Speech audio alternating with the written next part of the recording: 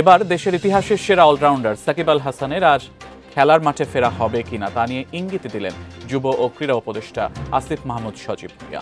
বোর্ডের প্রতি আমার স্পষ্ট নির্দেশনা থাকবে যে সাকিব আল হাসান কখনোই বাংলাদেশের টিমে আর খেলতে পারবেন না। দীর্ঘদিন ধরেই জাতীয় দলের বাইরে আছেন অলরাউন্ডার সাকিব আল হাসান, ফিরতে পারছেন না দেশেও।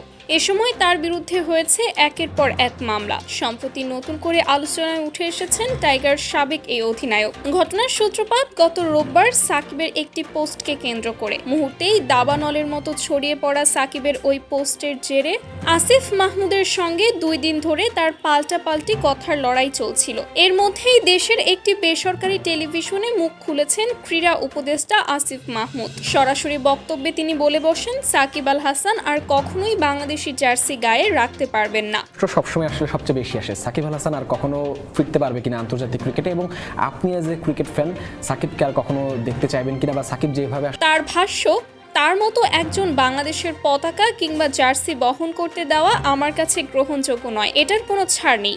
আসিফ আরও বললেন, দেশে আসা মাত্রই তাকে সাকিব আল হাসানকে গ্রেফতার করা হবে। তার বিরুদ্ধে যেসব অভিযোগ রয়েছে সেগুলো তদন্ত সাপেক্ষে সর্বোচ্চ শাস্তি পেতে হবে তাকে। এছাড়া বৈষম্য বিরোধী গণ আন্দোলনের সময় তার যেসব পৈশাচিক আচরণ ছিল তা আজও বাঙালি ভোলেনি। তিনি দাবি করেন, এসব কেবল ব্যক্তিগত ক্ষোভ নয়, এগুলো দেশের আইন ও ন্যায়ের প্রশ্ন। আমরা দেখেছি যে সাকিব আল হাসান এবং মাশরাফি বিন মুর্তজার মতো যারা আমাদের